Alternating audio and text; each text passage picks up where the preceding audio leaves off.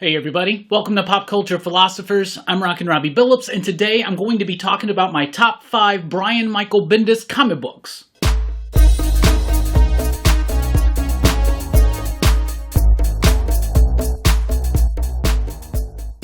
That's right, everybody. Thanks for checking out the video. I am Rockin Robbie Billups. Today, I will be listing my top 5 favorite Brian Michael Bendis comics. You know, there was a time where I would have considered Brian Michael Bendis to be my absolute favorite writer in the comic book industry. We're talking about the late 90s, early 2000s, right? I first got into Bendis with some of his independent crime noir early work, and that developed into Powers. I was super excited when he came in for Ultimate Spider-Man and Daredevil, and then his career blossomed out. He took over Avengers, X-Men, then he jumped over to DC, did this run on Superman, and lately, I haven't really been digging on a lot of Brian Michael Bendis' work, but I did want to go ahead and highlight what I consider to be his absolute best, top-notch, supremo work, because this dude was a force in this industry, he was a game changer in this industry, and he was relevant to this industry then and today and going forward, so let's go ahead and get right into it. At number 5, Goldfish. This is one of Bendis' early crime noir independent works, right? It's about this dude, he's a grifter, his name is Goldfish, he's been out of town for a while, he comes back, his old lover, she's basically running the underground crime scene now, right? So he gets tangled up in all of that. One of his former best friends is now like a detective or something like that, so that creates a lot of problems, and he's back there for one specific reason, and that's to find his son. This book is absolutely phenomenal. It's written and illustrated by Brian Michael Bendis. See, in these early days, Bendis was also an artist, and he would draw a lot from photo reference. You can tell he would use a lot of like high contrast photos for backgrounds. He would do a lot of interesting things with the layouts, with the lettering, how that flows. You know, we get used to his dialogue style, right? And sometimes it becomes so overly verbose at times nowadays, but back in those days, it had a real nice snap, a pop, and a crackle, if you will. The dialogue flows so absolutely fantastic. It's Aaron Sorkin-like, a little Tarantino-esque here and there. There's pop culture references, lots of funny kind of conversations, and in the midst of all of it is a really gritty and grounded and compelling crime fiction tale. I love the way that the lettering, like I said, the lettering in the story, the way that flows. I love the artwork. I love that really stark black and white vision. It's really solid, one of the best. At number 4, Ultimate Spider-Man. So Brian Michael Bendis, along with Mark Bagley, have the task back in the late 90s, early 2000s to reboot Spider-Man for a new audience, right? The Ultimate Universe basically asked, what if all of this, the Marvel Universe, what if it started today? Let's dedicate some talented creators into this world and develop these characters and concepts. And that's what Brian Michael Bendis did, along with Mark Bagley, and did it exceptionally well. The first few years of the Ultimate Universe in general were pretty solid, but Ultimate Spider-Man takes the cake. And we're talking that entire Bagley run, it's like through 100 and something issues, but really, it's the first 50 issues, like through a little bit past the Venom story, through Secret 7, or the Secret 6, that's just really great stuff. Rebooting, rebuilding the world of Peter Parker, telling the origin now in like 7 issues instead of just like 11 pages, right? Really allowed us the time to develop the character of Uncle Ben, have his death mean even that much more. And the way that Bendis and Bagley really leveled up decompressed storytelling. This was before it was really taking over the comic book worlds, right? Today we complain sometimes that the stories are too decompressed. At this time, it felt like a novel approach to do Spider-Man this way, to build up slowly with Green Goblin being central figure in the origin story. The Dr. Octopus story with Kraven, that was exceptionally well done. The Kingpin story that followed that first initial story, that was followed by that Doc Ock story, and then the Goblin comes back, and then they did their own thing with Venom, which was interesting enough, but it keeps building up. Norman Osborn is awesome in those early issues of Ultimate Spider-Man. This stuff was great, and really, if you look at it all the way through Bendis' run, he's able to tell the story from origin to death of Peter Parker as Spider-Man, and it's one of the best Spider-Man runs out there.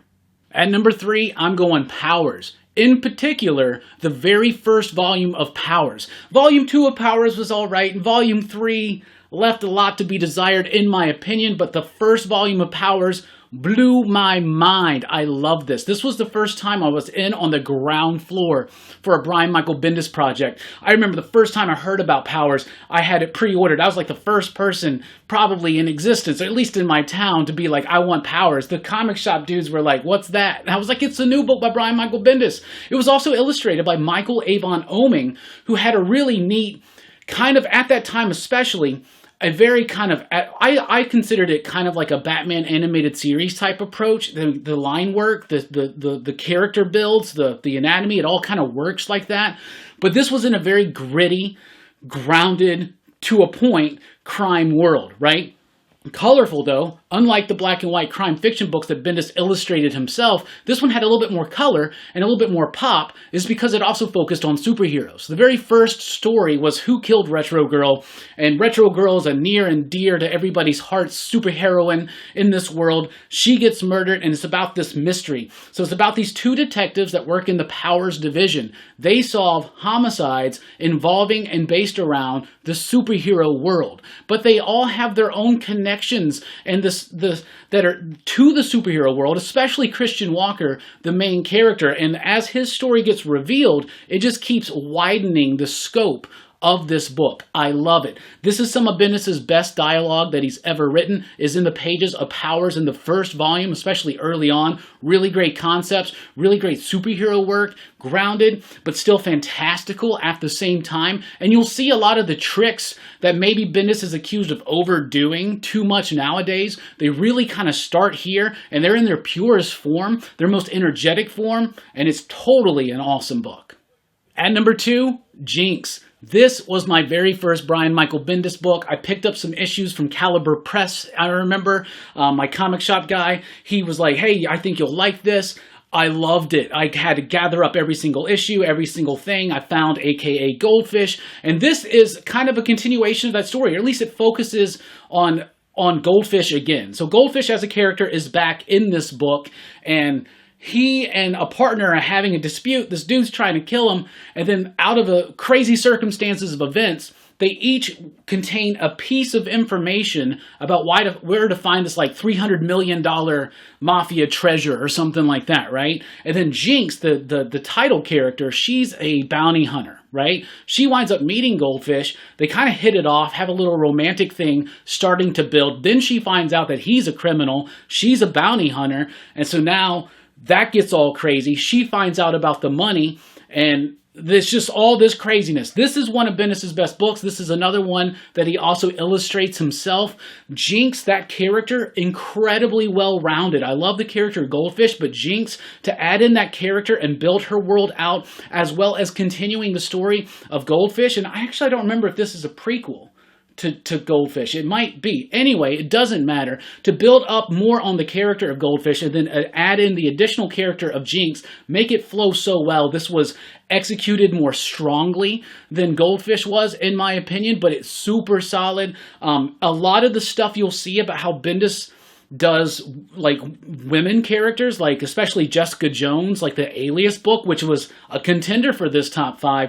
You'll see that in its prototypical form for Bendis here in Jinx. It's a great book. It's big, it's meaty, it's thick. Like Goldfish, it's got that like photo-referenced art, very stark contrast between black and white, high contrast background photos and things like that. Interesting techniques using zip-a-tone, using all kinds of brushes, using all kinds of techniques to get this out on the paper in a very energetic, kinetic, magnificent way.